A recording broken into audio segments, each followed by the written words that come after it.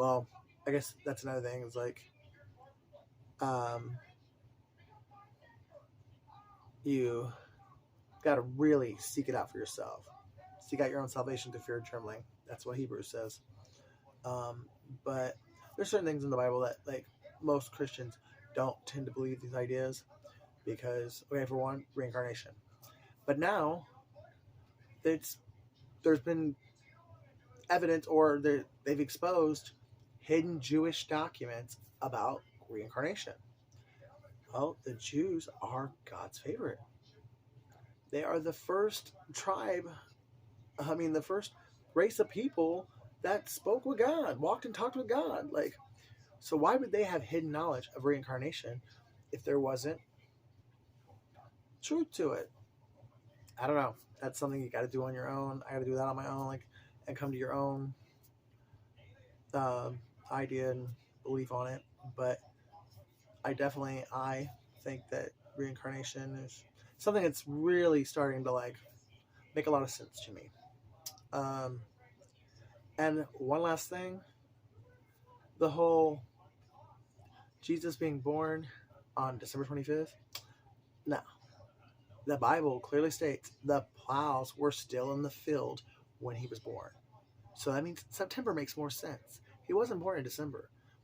Christmas is all about paganism and marketing and merchandising. Has nothing to do with Christ. And the Bible even actually says not to cut down a tree and put it in your house and decorate it. That is a pagan thing.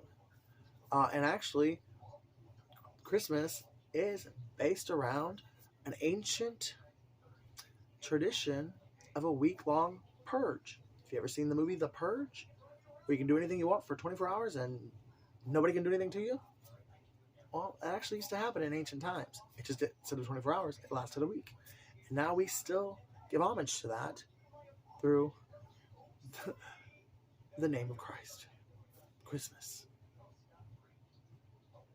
Actually, the only holiday that has any true Christian values is Thanksgiving. All the rest of them are pretty paganistic, even Easter.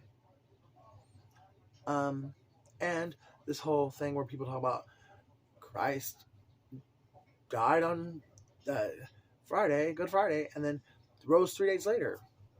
If he died on Good Friday, which historical accounts say about noon on Friday, and he rose on Sunday morning, that's not 3 days. That's more like 47 hours. Like a day and a half. Like, we'll just go ahead and say 2 to be, like, all the way fair, but because we don't really know exactly what time he arose on Sunday morning. But at most 48 hours. Like, so that's not 3 days. So, like, us talking about he died and rose again 3 days later, that's just something we say. It's not true. Like, yes, did he die and resurrect? Yes, that is true. But it wasn't 3 days. It was at most 48 hours. And I'm going to say probably less than that. So it wasn't even 2 days. It's like a day and a half.